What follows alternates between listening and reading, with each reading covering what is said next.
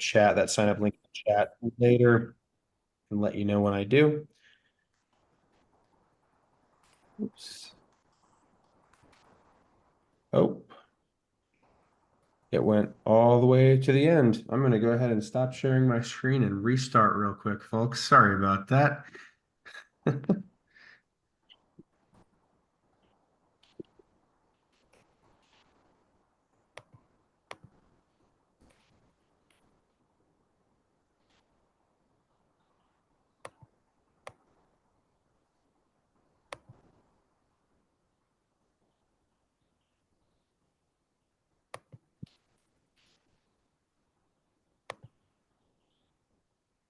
All right, back to where we started. So welcome to Advocates Network. In the chat, if you could go ahead and put your name, your personal pronouns, what city you're zooming in from, and your organization or school. You've got my example there in the bottom, Ben Robinson, he, him. I'm zooming in from Denver, and I'm with Great Education Colorado. Our vision, through public education, every Colorado student, regardless of their zip code, learning needs, language, identities, or the color of their skin, graduates prepared to lead their best life. And accompanying that, our mission, Great Education Colorado harnesses the power of grassroots activism and diverse, inclusive networks to guarantee that public schools in every Colorado community are welcoming and adequately, equitably, and sustainably funded. So our goal for the GEC Advocates Network is to create a space for us to build community and take action together. We're going to do a lot of that today, so I hope you're ready. And Advocates Network, as we said before, second Tuesday of the month, from 4:30 to 5:30 p.m. I will go ahead and put that link in the chat in just a little bit. Our community commitments. So the first one is move up, move back. I think we all have something to say here, and to make sure that we all can say something, that we all have an opportunity to say something, it's imperative that none of us takes too much time, takes too much, air in here. So make sure that, you are being considerate of others when you're talking, and keeping your comments detailed, but also not super, super long. Number two, no one knows everything, but together we know a lot. Let's learn together. This is a place of many different perspectives. We have teachers, we have policymakers, sometimes we have students here, but we've all been students, right? But point is, we all bring a different perspective to this. We all want the same thing, though, right? We all want to make life better for our teachers and students. So let's be collaborative and let's learn together. All right, presuming positive intent, but acknowledging our impact. This is our last one. Sort of piggybacking off the last one, we all know what we're here for, and we're fighting this battle together. But if somebody does say something that rubs another person the wrong way, or that's downright offensive, we want to make sure that we resolve that in the moment, so that we can get on with the work that we're doing here. So today, we're going to do we usually do listen, learn, lead when we're following that format. But today we're going to start with learn, because the legislative session just ended, and we have a lot to recap, both from within the legislature and for the things that are going to either already on the ballot or perhaps will be on the ballot. So let's start with our big picture context here. So first thing on this screen is the School Finance Task Force. We have various recommendations from the School Finance Task Force. Very importantly, we also have the adequacy study, and there are going to be two of those. We'll talk a little bit more about that later, but that is a big picture of our context leaving this legislative session. We also have the Commission on Property Tax, which met throughout the session, came up with some recommendations. We will see one of those recommendations reflected later on in a Senate bill that just passed, property tax bill. And then we also have, unfortunately, lots and lots of bad initiatives, and we will get to those more thoroughly on another slide. All right, so what happened in the legislature? Part one here. So we had some major property tax changes, which I just alluded to. Senate Bill 233 passed, I believe, on the last day of session. And what it does basically is that it splits the property tax rate between schools and local governments. So originally it's just one, right? But the school rate for local properties is higher than that one that's just used those dollars for other purposes, right? And it caps the growth at 5.5% per year, but that doesn't apply to schools again. So letting schools have more there. And this is the part that is not so great.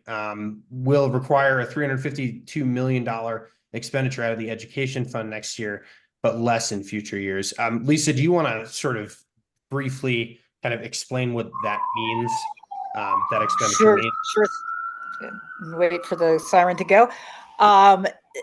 So the assessment rate right now, there's a non-residential assessment rate and a residential assessment rate. So as Ben said, they're separating, they're cutting the assessment rate for local governments more than they're cutting for schools. But they are still cutting the assessment rate for schools below what would have happened if they didn't pass this bill. So they are going to have to take $352 million that would have sat in the state education fund to be used in the future for some way. They're going to have to use that to add to the general fund to backfill what is lost in this current year. In future years, it's going to be more like 150, $160 million. But that is going to deplete the state education fund, which they've socked a lot of money into. And soon we'll get into talking about the school finance, the new school finance act that requires the state education fund. So these play into each other.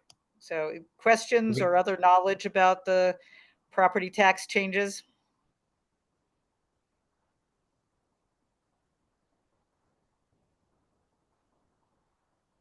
Well, we'll know a lot more soon.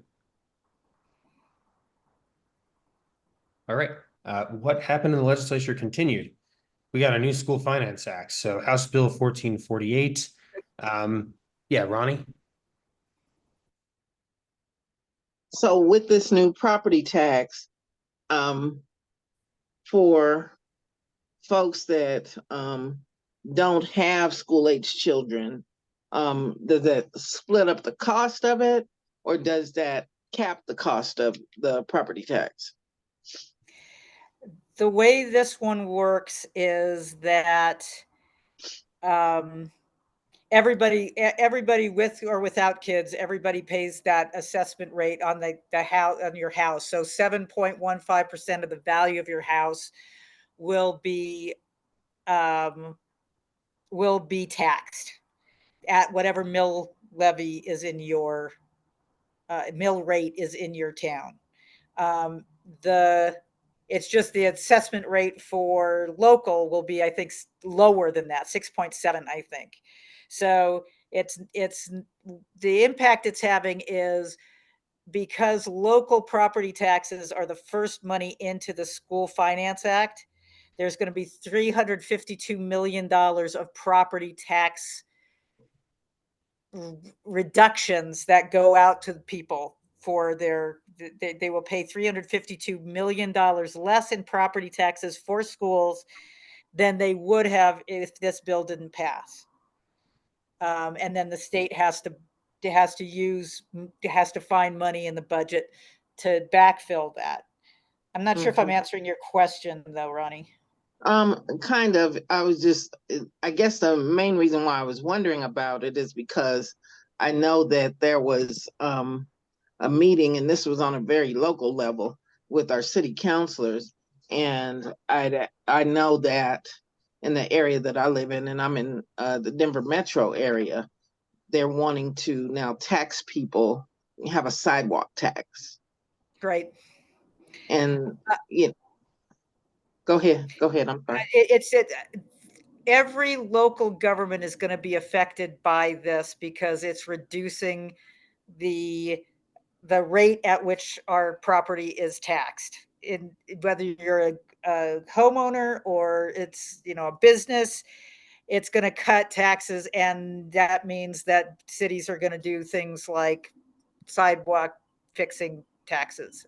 Although I think we actually voted for that. But every taxing district that relies on property taxes in the state is going to see a reduction in the percent that is of the value of houses that are paid. And there will be some backfilling for other districts, for cities and counties and library districts and fire districts. The reason for this is because there was such a spike in the value of property that people were that the legislators felt they needed to give relief for the property tax increases that would have happened unless there was this bill. And so now it's just how much are you cutting? And as we'll get to later, even though this passed, even though that 233 passed to cut taxes, there will still be one or two ballot measures to cut way more and hurt schools and local districts and fire districts and libraries way more. So this was like an attempt to say, okay, we're giving relief. So you don't need to do these real take a machete to property tax, but those will still be on the ballot, and we'll get to that. Great. Any other questions before we proceed?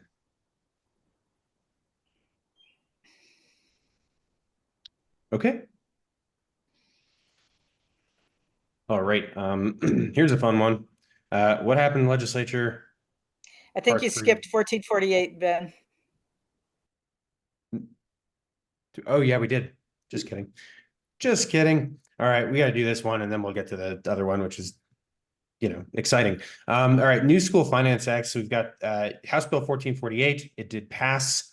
So it provides for more money for students through higher at risk and ELL factors, and also a new special education factor. Calls for $500 million in new funds over a 6-year period, which obviously is a tough thing to do right now. And then it so those increases that were suspended if local revenues don't rise or if income tax revenues decline, right?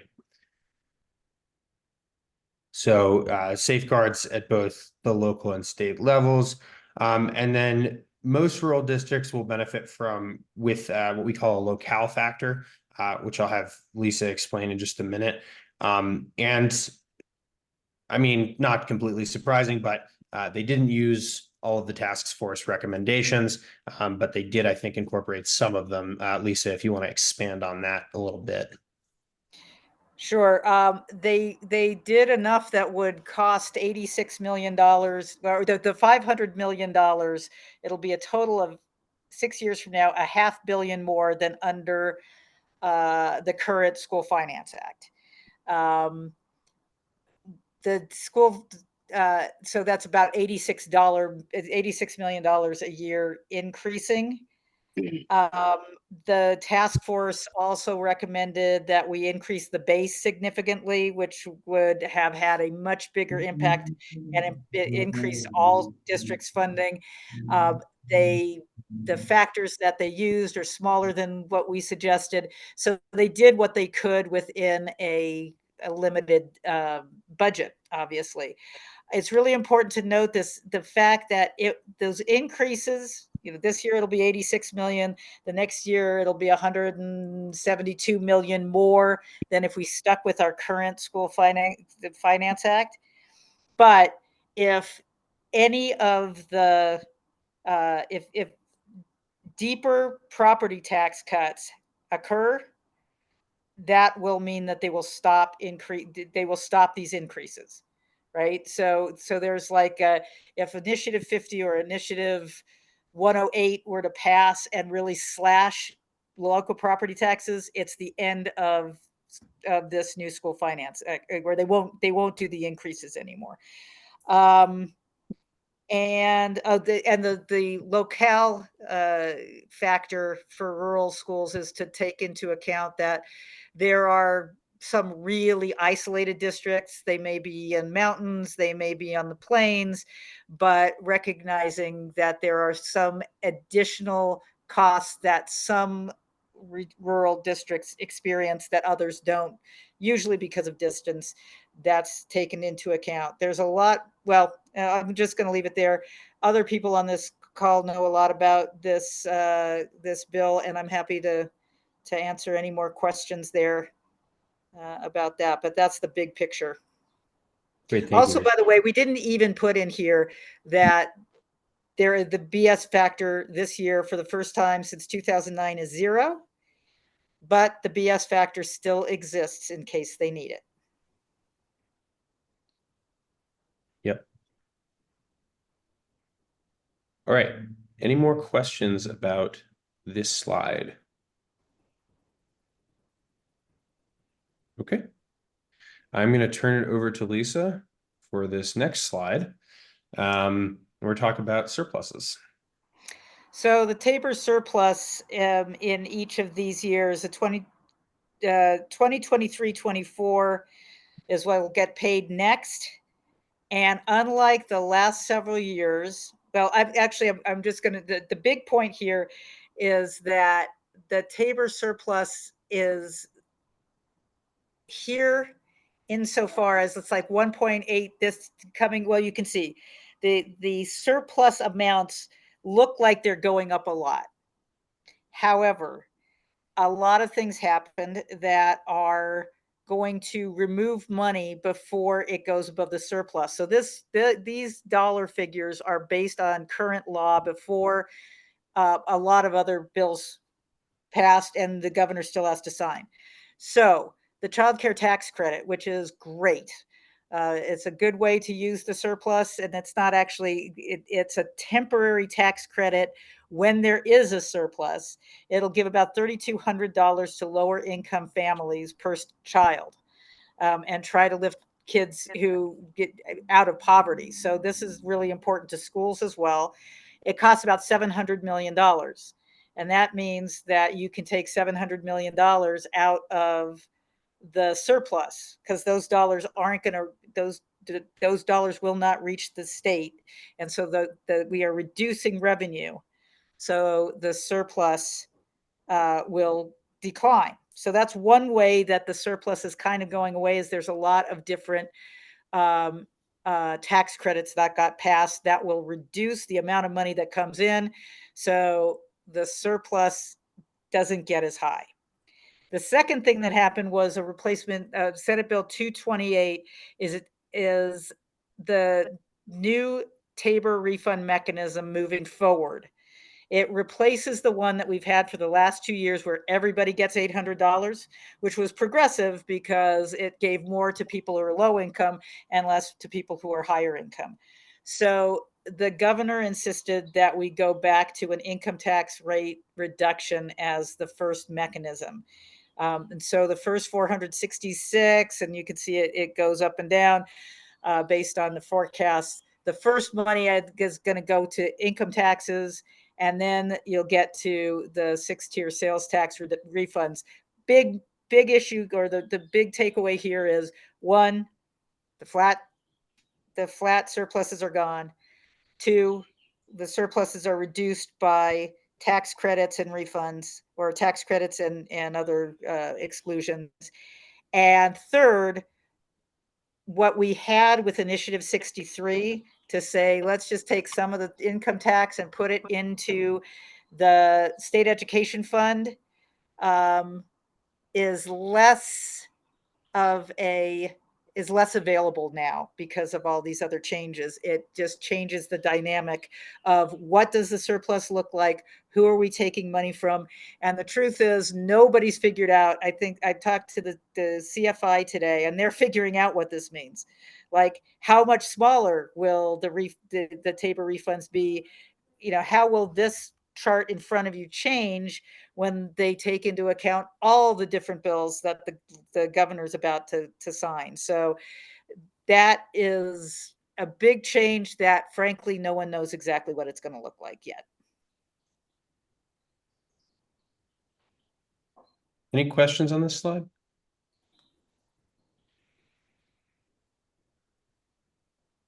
Okay, we will proceed. So we gave you some legislative context, and now we're going to give you some ballot context. So these two measures, so there's more stuff than this on the ballot for sure, but obviously we don't deal with stuff outside of stuff that affects education, revenue for education, those kinds of things. So the first one is the property tax revenue cap. So that's what we called Initiative 50 earlier in the year. And then the economic impact on the ballot question, that was that seemingly harmless thing that probably will pass just because it's really hard to see why it's bad. That is going to help big businesses and rich people, basically. So then we have what could be on the ballot. And these are all things that we are concerned with. So the first one is biological sex requirements for student athletic programs. There have been multiple iterations of that introduced. So both 104, sorry, we have a dog back here. Both 104 and 106, or sorry, 160 are approved for circulation right now. I imagine they will pick one of them. And then constitutional right for school choice. We framed this earlier in the year as a Trojan horse for vouchers, and that is exactly what it still is. But that is also approved for circulation, Initiative 138. We have another one here, so gender incongruence notification from schools. We haven't talked a lot about that one, but we can touch on it in just a minute. And then we have another property tax cut, Initiative 108, that we talked about earlier this year, but probably not quite as much as the other one. And then we have, last but not least, and funny enough, this one was approved for circulation today. Lisa and I found out while we were working on this presentation, is a reduction in the state income tax, which would take it, what is it, from 4.4 to 3.5, Lisa? Oh my Yep. God. Yeah. $3 billion cut. So an absolutely massive cut to that revenue stream. Are there any questions about these? Obviously, we don't know about campaigns for them or anything yet because they're not even on the ballot, but they could be on the ballot. And you'll notice that there's nothing possibly on the ballot that is good for education funding or for creating welcoming schools. There are, within our, what we're looking at, there is only a lot of no. Yeah. Martha? Yeah, who is sponsoring the second property tax cut and the reduction in state income tax? Is it the same people that are bringing us the property tax cut that's already going to be on there? It's all Michael Fields. Michael Fields and John Caldera, who I am going to start calling slash and burn. Yeah. And the transgender ones are, don't know if there's big funding for those. Those are probably, you're not going to see somebody gathering signatures in front of a King Soopers. So it's all probably going to be done through churches. But they're really bad. And why would Caldera and Fields do two property tax cuts? And I mean, they've already supporting the one that's going to be on the ballot, probably because initiative. Well, so at first we thought that there was a deal being made with Colorado Concern, which is a big business interest, who were negotiating with the governor and the legislators, and they thought there was a decision that they would keep. Theirs is 108, that they would keep that off the ballot, and then they reneged on it. And so it was this threat of these kind of things that made them do 233 after Proposition HH didn't pass. And so now the one Initiative 50 is constitutional. And so it would need to win with 55%. So I think they also, and it's just a total nightmare and is probably possibly unconstitutional and completely impractical. And so I think they know that, but they just, they don't care. And so 108 is one that will only require 50% plus one. And it's statutory, though permanent, because once you cut taxes, you can't increase them again. And so that's a nice, easier one for them to, if they see that 50 isn't going, they'll get their way with 108. It's bad news. What would happen if they both passed? I think they work together. What 50 does is says that the total amount of property tax paid in Colorado cannot increase by more than 4% in a year. So if revenue increases 20% in Denver and doesn't increase at all in Yuma, Yuma will get a tax. The assessment rate in Yuma will go down anyway. So that is a mechanism of reducing the assessment rate because of the cap. And Scott Wasserman is the brains on this. I have not fully comprehended this. The 108 is just deeper cuts than what the legislature did. They are permanent. They say 108 says that the state must backfill schools without any means of doing so, without slashing, say, Medicaid and foster care and health care and all the other things that they want to shrink. And let's see, there was one other thing about it's just there's so much wonderful stuff to talk about. The other thing, yeah, so it's just deeper cuts, and it does not separate out local and school the way that 233 does. So the cuts will be devastating. That's probably in the $1.5 billion cut to schools range.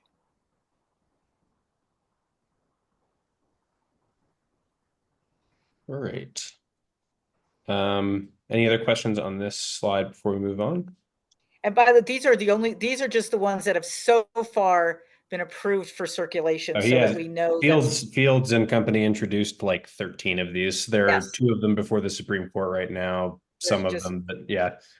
Martha? filed hundreds. Well, just one more, this is obvious, but if they also, if 180 also passed, then there's no way that, I mean, there's just no money left in the state at all then for anything. No, because that would cut below the surplus. I mean, Yeah, that would reduce below the surplus. We wouldn't be close to the Tabor limit even. And so it would, yeah. and then presumably everybody that got any kind of service at all and any level of government would be really up in arms, and then maybe that would give us the impetus to get some kind of Yeah. I mean, that's it. something, I don't know. Yeah. I think we have to be a lot more on the offensive with, talking about slashing and burning and taking away fire districts, et cetera. They may be, they probably will just say, oh, it's, Chicken Little, and they think the sky is falling, but we've cut the income tax twice in the last 2 years and you can't tell any difference. So it's going to be a big battle. And I hope there are going to be folks who will fund a no campaign. Yeah. All right. Grim, but all hope is not lost. All right. Right? But there's still more grim slide stuff. that says ESSER dollars are disappearing. Oh man. All right. Yeah. So ESSER dollars, if you remember, are those dollars that we got from the federal government during COVID times to help out with our public education costs.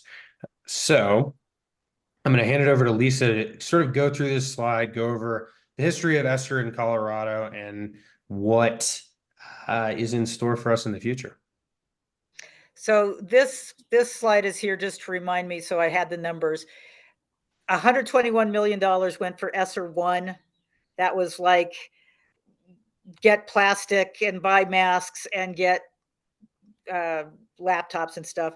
So that was 121. The second one came in at 519. The third one came in at $1.17 billion that went to our school districts to address the effects of COVID. So next slide, Ben. You can see this is the blue bar is addressing lost learning time. And you can see that this is for each of ESSER 1, 2, and 3. Again, don't have to know that the green is what has been used for mental health. This is because the Colorado School Finance Project, big shout out, did this ESSER tracking project and made the video that we're gonna show you now. But you can see it was spent on important things. And so this is just the last half of a video that was made like probably about 6 months ago, before when we were about a year out from ESSER disappearing, all have to be spent. So go ahead, Ben. And hopefully this all works. Start at 4:05. 4:05. Gotcha. Again, all 2020, period.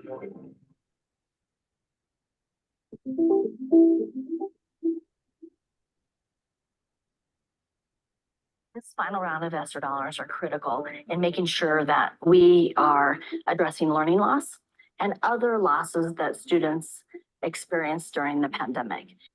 Right now, our big focus with ESSER dollars is on instructional gaps. And so we extended our school day, we extended our summer school last summer and this summer, and will next summer as well, so that we can get, hundreds and hundreds of children in to make up for learning loss. What we did creatively with ESSER 3 funding is we called it a return to learn stipend. And so to get folks back, the last day of school, they had to sign their contract. And if they did sign their contract, and when they return on August 14th, they're going to get $2,000 into their August check.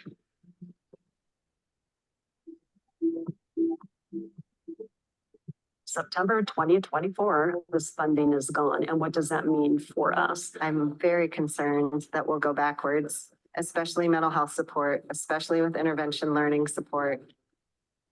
We are no longer able to provide the internet access to those remote students that had it before. It's a little bit kind of catches your breath a little bit to go, oh gosh, because it's been so gainful and so amazing with what we've been able to do and accomplish and to help our students. How will we save our 2 FTE of counselors that have become so embedded in the fabric of our schools and so incredibly necessary for supporting students? We know we have a cliff, and we've been planning for that cliff.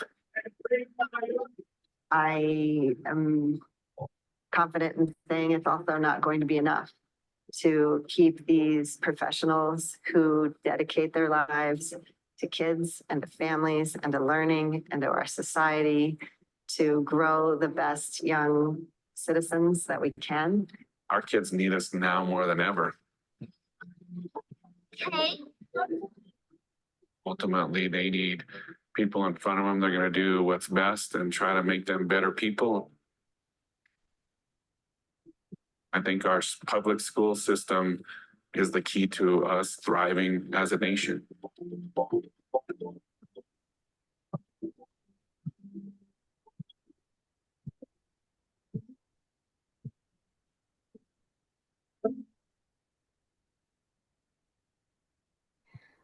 So again, big shout out to Colorado School Finance Project who created that and got those were all superintendents from various parts of the state. So that's the ESSER story. If there's any questions there or comments or experiences. Just makes my heart hurt. With these cuts are gonna come into, this lack of funding will come in at the same time that we're getting our property taxes cut and everything else. So it's the districts can plan for the ESSER cuts, maybe because they know it was coming, but there's nothing there that's gonna help them. And in fact, they're gonna have even less to work with, right? Well, on the plus side, the BS factor is gone. So there was a pretty big increase this year, but some of you may have seen the Denver Post article saying that DPS can't do their teacher raises, and I guess Jeffco and Aurora are in the same place. So there are so many demands at the same time. It's going to be hard to keep that ESSER stuff. Ronnie.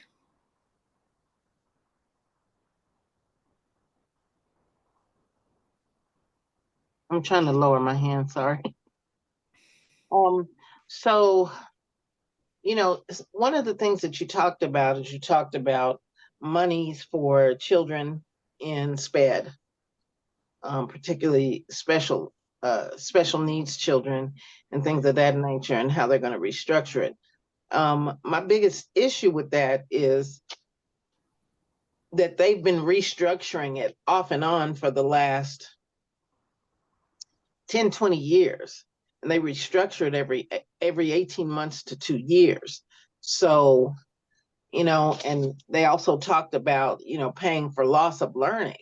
I mean, I can tell you from a personal perspective right now, we are in a struggle to get our daughter's compensatory services. And they basically keep trying to force us to do it remotely.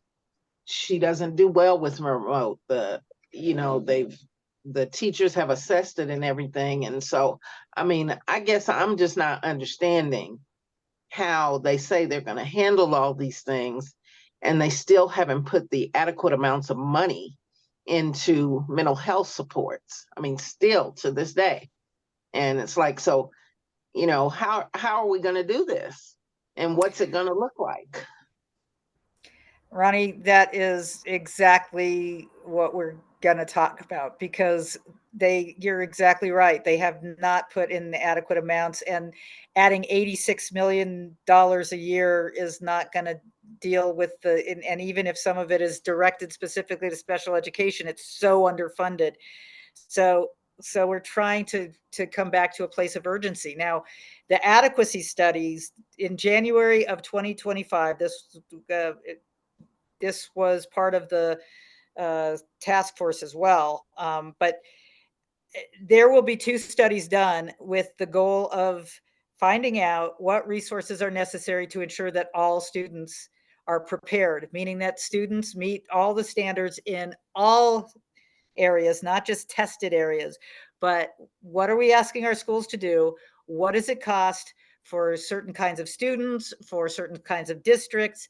And those reports are going to come out in January 2025, and they should be used to inform what a school finance act looks like. We were neutral on 1448, but my feeling was, why are we writing a school finance act when the information that we need to really know what it costs to meet the needs of students is coming in time for a school finance act next year? But these studies should impact what the school finance act is, but as Ronnie just said, it's not going to impact how much money is available. And obviously we have our work cut out for us to make sure that there's not less money available next year than even there is now with those bad ballot measures. So back to you, Ben. All right. So let's keep this thing going. And another little piece of context, we mentioned we did some polling like a couple months ago.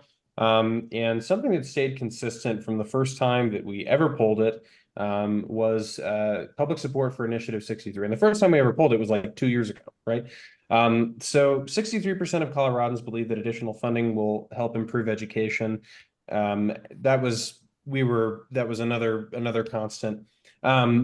But because of past losses and the perceived difficulty of passing a revenue generating measure, we've developed this kind of learned helplessness, right?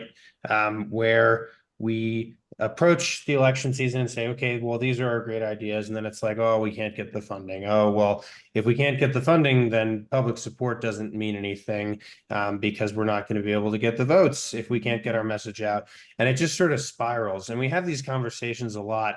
And it's troubling because we do have the support. We know we have the support, but we need to find a way to sort of retool our approach, to, get fresh again, and to, in the next few months here, move forward in a way that's going to make our approach to finding a solution more sustainable, and hopefully even more fun.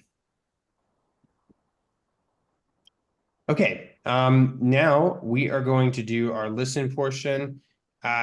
We don't have a ton of people here today, so I'm not going to do breakout rooms. We're just going to go all together and we can just sort of all pitch in. But our listening question today is, given the situation, given the context that we just laid out, how would you like to engage with this work in the next 7 months to create urgency for an adequately and equitably funding our schools? And that urgency is among both legislators and voters. So we have two big audiences here. We have the people in the Capitol who can refer measures, who can support us without referring measures, by endorsing our stuff, by giving us their word. That's really, really important, especially for people in districts who might need to be swayed on this stuff. So I'm going to go ahead and then leave this up here for like 20 more seconds, and then I'm going to stop sharing so we can all see each other, and let's go ahead and discuss this question. So just take a minute to take this in, and then I will go ahead and start us off in just a few seconds.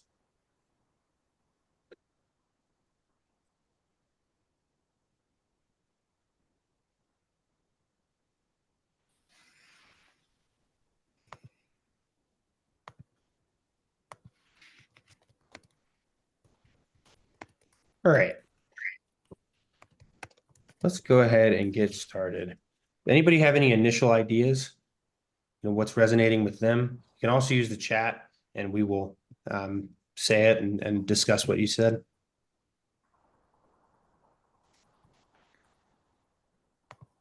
This is Jan. I have a premise here. When are we going to when are they going to stop looking at education as the cash cow? Maybe we have 40% of the budget, but we've had this for 20 years and we've lost billions of dollars. Is there a message there that we can send to the legislators that we had our time, go get somebody else? Because everyone thinks education is important, but no one's fixing it. Is it a pipe dream? We just have to create the landscape where it's possible. Is that something we want to talk about? Or just fight for education funding? And I think, Jan, if that's going to help us get to the point where we can better fight for education funding, I think it's certainly worth certainly worth talking about. Okay, thanks. Well, along those lines, the first thing that struck me is it's going to require a major communications campaign. But my question with that is, how do you stay away from the sky is falling when it actually is? I know it's been falling for a long time, and communities have managed to hold it up and they used to hold it up like this. Now they're holding it up like, with one finger left. And I don't know how to do that. I think I'm a little bit in the camp of feeling defeated.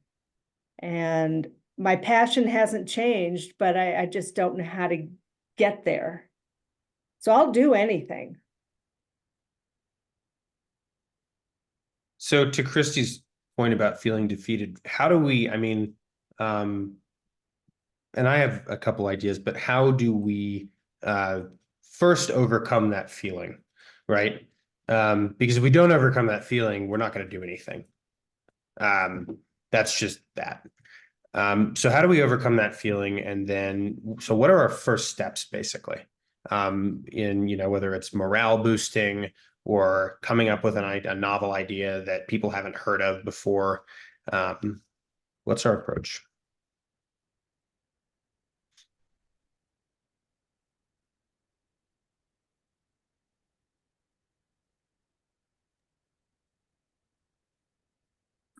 I think a big issue in Colorado, and I've said this before at different times, is that I think too many people don't understand how bad our schools have it and how poorly our kids are being served, even though we have fabulous teachers who are pouring their heart and soul into the work. But, you know, there are schools across the state that are down, you know, elementary schools that are missing 8 to 10 teachers in the schools. And how does, you know, it might seem on the surface that everything's fine, but these, you know, the teachers that are there are working like crazy to make up for the ones that are missing that they haven't been able to fill all year. And that it has to have an impact somewhere along the line. And I think enough people don't get that. And so it seems to me that it's really essential that we get outside our group and, you know, the education advocates as they exist and somehow convey that message to the broader public, including our parents who I think by and large still think their schools are great. And it's not that they aren't, but they could be so much more, I guess.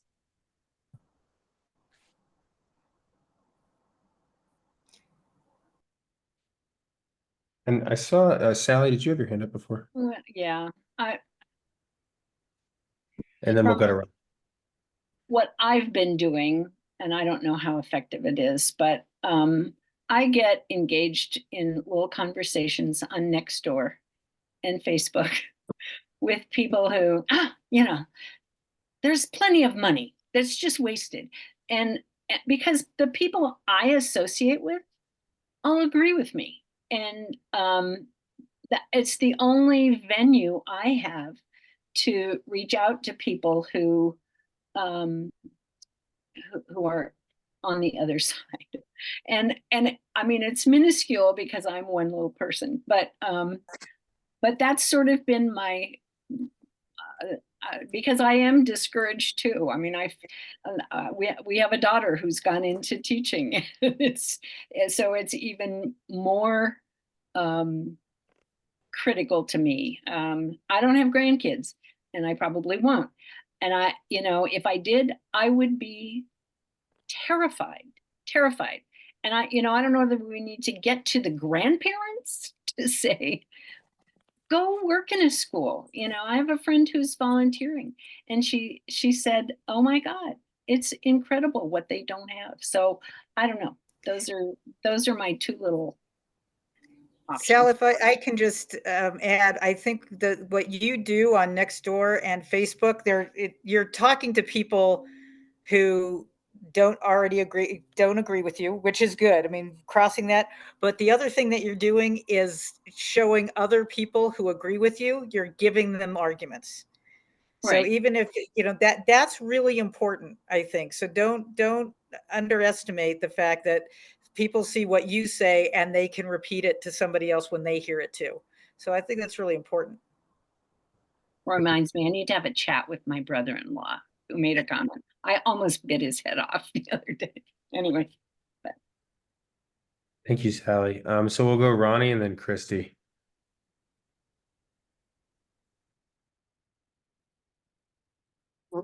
Okay. So when I think about all of the things that need to be done, although there are a lot, one of the first things that I'm always reminded of is what inner reflective work are we doing to look at the whole? Because this is about the whole of public education. And, you know, if I may for a moment, I can tell you from the space of a person of color, public education has never served me. I've had to, with my children, for example, if it wasn't for the fact that as a mother and married to someone that I made, you know, serious sacrifices and made sure I was present in the system of schooling, you know, I don't know what we would have had to look forward to. But excuse me, I oftentimes think that it's necessary that if we really want to make some moves, stop preaching to the choir. Go to those that may not agree with you, but you can find some common ground with, first and foremost, and really understand that, unfortunately, this system of so-called education is not set up to benefit the whole. It's only set up to benefit a select few.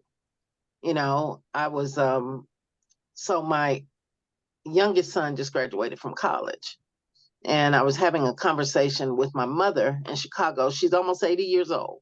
I was having a conversation with her, and she talked about how a lot of times in schools, because she grew up in Oklahoma, a lot of times in schools, they didn't want Black and brown children to read at all. But at the same time, they're always so surprised that they far exceed expectations. And so, again, I really think that one of the ways that we can create a space for what needs to be done is we have to do that in a reflective work first, you know, and that's a part of getting people to understand how critical it is. Because if folks knew what, you know, I just have to deal with daily trying to get my daughter's services, you know, I mean, and it's just simple things that she needs. You know what I mean?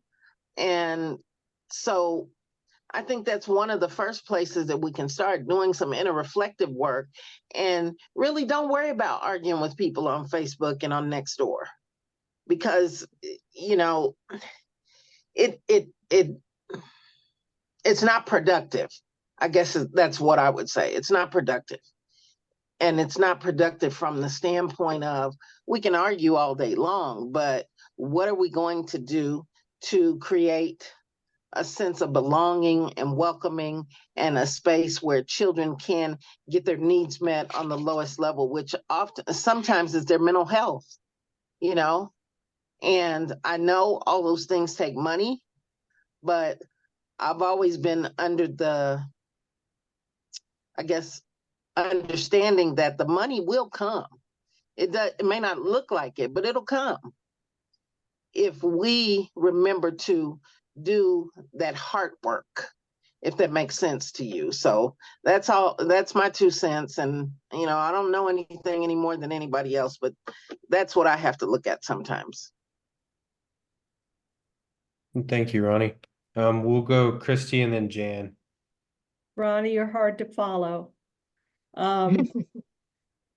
So my thoughts as I'm listening to everything is how important it is to be local, local, local, local.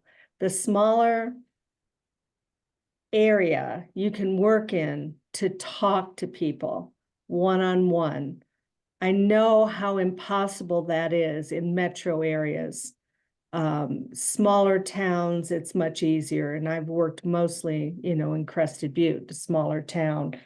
But the other thing is, the one thing people do react to and understand is teachers and staff, and they are empathetic. And that has to be part of the conversation, is the retention and hiring of good people. If they think public education is declining, well, when you can't afford to pay for good teachers, or you know, they don't stay because they can go somewhere else, it's not at all surprising. And why, Ronnie, they can't get the services they need, because we can't keep the good people to do it.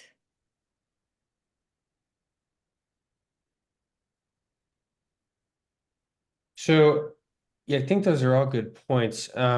And then we can go Jan and we'll go CG, but just real quick, you know, obviously we need reflection. We need to be rejuvenated and in the right headspace while we're doing this. But when you have your message, what do you do with a good message? Like that's my question to you all here. And you don't even have to answer it tonight. We can come back to it. But when we have our messaging, because I think if we're thinking a step ahead, one, it's going to be motivating. And two, it's going to help us maybe see some things that we wouldn't have seen otherwise that might affect our message, or people that might latch onto it, with special intensity, or people who it won't hit who we need it to hit. Those kinds of things. So I just want to leave you with that, but I'll go to Jan, and then CG, you can go after Jan. I really am here. Not every legislator knows education. They say, I'm here for the Western Slope, or I'm here for the water, whatever, but they all get a vote on it. So we got to give them some reason to understand what we're facing. I've been going to Colorado School Finance Project meetings for 20 years. They're talking about adequacy since the get-go. I'm optimistic. Maybe I'm naive, but I'm optimistic with this next study that comes out in January that there really is real data. This is what it costs to educate kids, and people can understand, people and legislators can understand, this is what's coming in, this is what's going out. And, if this is what it takes and we're not doing it, it's a mismatch, and they're not understanding it. So I'm really hoping that the adequacy study will be understood, and we can talk about that. And with your next door neighbor, oh, I like education, but do you know that it really costs X number of dollars to educate these kids, and we're not putting that money in? It's not just a pipe dream. Put more, but have real numbers. And I'm hoping that's going to work. That's what I hope. Thank you, Jan. We are running real low on time here, so CG, and then we can maybe do one other person, but we do have an ask for you. It's not a big lift or anything, but it's something we think is imperative to keep this train moving. So CG, I'll turn it over to you. And you are muted.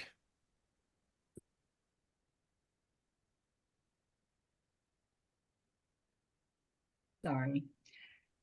I think all these ideas are really good, and I am certainly not an expert in any of school finance. However, I work specifically with a small population. I work with students in special education. That's what I do. I provide advocacy for them, and I attend meetings on a regular basis with school districts for children's IEPs. And I think that things that we have suggested to our parents over the years, number one is know your legislators, whether it's state or federal.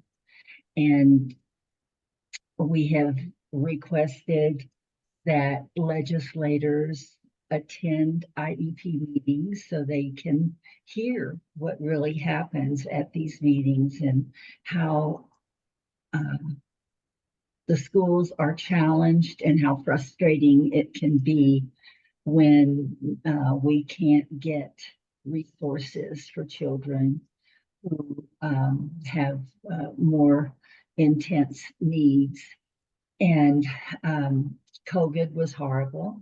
Monies that were provided during and since COVID are now drying up. And children who need compensatory education, bureaucracy got in the way and would not permit that to happen. And so let's take a segment like children who have learning disabilities, who can be very productive citizens if we intervene appropriately for those children when they're young, and throughout their time in school, instead of often passing them along and not giving them the education that they deserve. And so they're just, I think having legislators become more involved would just be You know, I remember years ago when I first started doing this work, when our families would have coffees in their homes and invite legislators. So there was a real personal interaction, and I think we've lost that. And talking to legislators is huge. So I'll hush. Thank you. Great, thank you very much, CG. Lisa, want to say something real quick? Yeah, I just, first of all, CG, you can see that you were the perfect segue to what we're asking. We didn't mean to depress people, and looking at it, I guess that's how we set it up. But I just wanted to say a few things about what people are suggesting. And I want to call out that there were a couple of things Lori talked about, bringing in the chat about bringing students in, and I think there was one other comment that I'm forgetting right now. But I've been doing this for almost 21 years now. And I'm with Jan that I am optimistic because the numbers are going to come out, and it's not how much it costs. It's what are the resources we need to make a school what it needs to be for every kind of student and for teachers to be able to be there. And so that's one thing that I'm really excited about. Ben asked the question, what would we do if we have good messaging? And we have a consultant right now who is working with us on the messaging for the general public, and then also the messaging of what really engages folks like us who care about this. What is going to really motivate them to start talking to their legislators and be a part of this?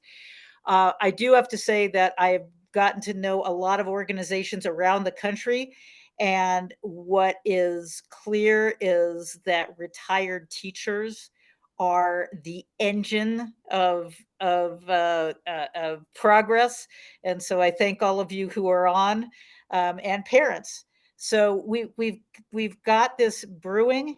If we think we can, we can. If we fall into the learned helplessness, I guarantee that we can't do this. And what we need to do is to find a way for all of us to be working together to get us out of our silos and have everybody recognize, because Ronnie's right. This is all about what education means and what it means for every single student. And all of us need to be working for it, because our opponents are monolithic. They are well-financed. They are putting things on the ballot like we've seen, and coordinated. And when we do that, we can't be stopped, because what Ben showed us is that people believe in public education, and they believe that more money will actually improve education, which is a big deal because I've been told the opposite for a really long time. And so we have the pieces, and we're bringing people together through the Every Student Welcome Network. We've talked to a number of you about it, and you've been involved, and we hope we're just at the beginning of it in developing what that could look like for all of us to work together. If we believe we can, we can. What we're going to be doing with the new messaging we've got in the polling, we're working toward an action at the end of the year, and we're going to ask you for feedback on it. But after the election, when we know who the next legislature is, we are going to ask people to we're looking for people to take responsibility in their communities. That's what we're asking. Just give us your name in the chat if you are willing to do this, to help us make sure that every legislator is asked to commit to tell us if schools are fully funded now, and B, will you meet with your constituents? Starting with me, starting with you. Will you meet with your constituents to understand what the adequacy study means to the school districts to the schools in your district, to your district, to your many districts if you're a rural person? And we will be working to work on presenting the adequacy study and be a part of those conversations. so that we can be changing the narrative. So thank you all for staying on extra. I apologize, Ben, that was a little longer than I thought it would be, but I couldn't let everybody walk away feeling, and Vanessa, you said something that I really liked, and now I'm forgetting what it was in the chat. But we can do this if we believe we can do this. And if we do it together for every child, not just our own community, but if we all come together, we can't be stopped, but we have to believe we can do it, to convince other people we can do it.